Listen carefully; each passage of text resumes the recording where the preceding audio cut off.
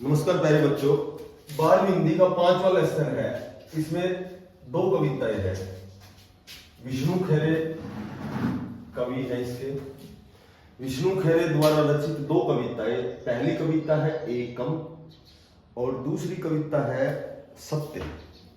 तो आज हम एकम इस कविता का अध्ययन करेंगे। इस कविता के माध्यम से जो कवि क्या कहना चाहते हैं कि जब हमारा देश स्वतंत्र हुआ, जब हमें स्वाधीनता प्राप्त हुई 1947 के बाद की बात बताता है कि कवि कहना चाहता है कि चूंकि हमारा देश आजाद हो गया, स्वतंत्र हो गया, लेकिन आज भी देश गुलामी की बेड़ियों में जकड़ा हुआ है। आज भी जो हमारे समाज की जो व्यवस्था है, आज भी लोग भ्रष्टाचारी हैं और गलत तरीकों से धन कमाकर अमीर हो रहे हैं और जो गरीब हैं और गरीब होते जा रहे हैं। उसी के ऊपर ये पूरी कविता लिखी गई है। 1947 के बाद से, यानी कि जब हमारा देश स्वतंत्र हुआ, उसके बाद से इतने लोगों को इतने तरीकों से, यानी कि गलत तरीकों से, तरीका गलत है उनका, इतने लोगों को इतने तरीकों से आत्मनिर्भर, मालामाल और गतिशील होते देखा है। गतिशील होना यानी कि आज लोग बड़े स्वार्थी हो गए हैं और साम दाम दंड भेद किसी भी नीति से मालामाल हो रहे हैं, धनवान हो रहे हैं, अमीर हो रहे हैं। स्वयं को आत्मनिर्भर कहते हैं क्योंकि उन्होंने जो पैसे कमाए हैं वो गलत तरीके से कमाए। अमीर तो तभी होता है जब वो गलत तरीकों से पैसे कमाता है।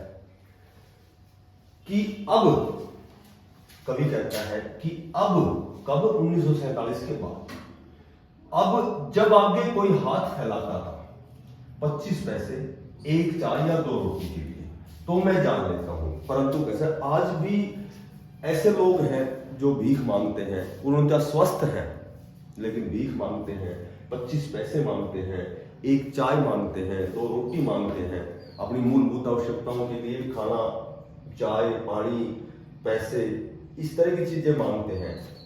तो कवि कहता है कि तो मैं जान लेता हूं कि मेरे सामने एक ईमानदार आदमी, औरत या कोई बच्चा खड़ा है। जब भी कवि कहता है जब मेरे आगे कोई भीख मांगता है तो मैं समझ जाता हूं कि वो केवल ईमानदार है, चाहे वो बच्चा हो, चाहे औरत हो या कोई आदमी हो।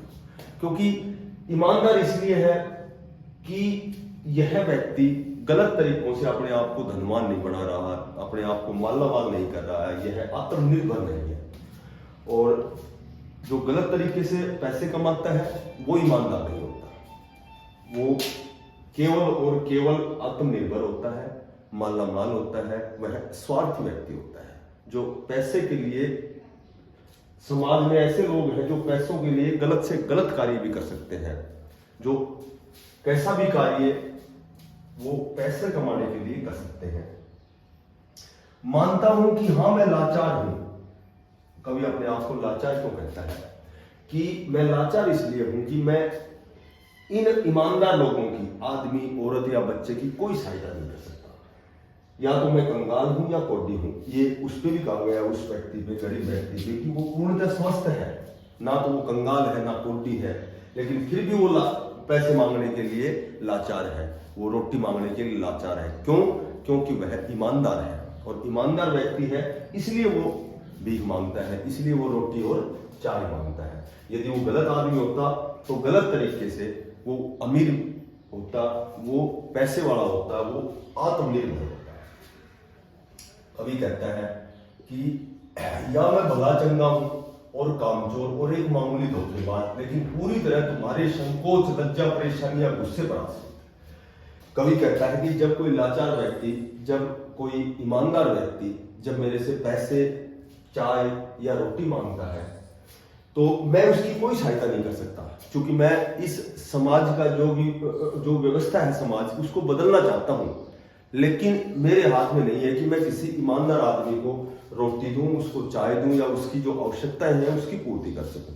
इसलिए कवि ने स्वयं को ये कहा है कि मैं भला चंगा हूं, जब मैं स्वस्थ हूं, लेकिन कामचोर हूं। कामचोर क्यों हूं? कि मेरे पास धन नहीं है, मेरे पास पैसे नहीं है, मैं तुम्हारी सहायता नहीं कर सकता, और इसलिए मैं धोखेबाज हूं। धोखेबाज इसलिए हूं कि मैं किसी गरीब की किसी ईमानदार व्यक्ति की सहायता नहीं कर सकता, लेकिन पूरी तरह तुम्हारे संकोच, लज्जा, परेशानी या गुस्से पर आश्रित हो।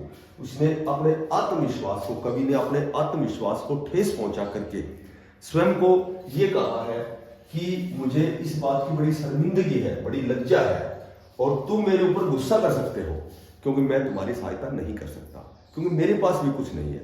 मैं भी एक ईमानदार हूं, मैं भी गलत तरीके से मालामाल नहीं हूं, मैं गलत तरीके से धनाढ्य नहीं हूं, मेरे पास पैसे नहीं है, मैं भी ईमानदार हूं। तो एक ईमानदार व्यक्ति कभी भी दूसरे ईमानदार की सहायता इसलिए नहीं कर सकता क्योंकि पैसे कमाने वाला केवल और केवल स्वार्थी होता है और पैसे गलत तरीके से कमाता है। तो उसने अपने आप को ये कहा है कि लज्जा, परेशानी या गुस्से पर आश्रित, मैं बिल्कुल नंगा, यानी कि मेरे पास कुछ नहीं है। निर्लज, लज्जा नहीं है मेरे अंदर, और निराकांक्षी, मेरी कोई आकांक्षा नहीं है, मेरी कोई इच्छा नहीं है, मेरी कोई चाह नहीं है, मेरी कोई सुप्रहा नहीं है, मैं बिल्कुल निराकांक्षी हूं।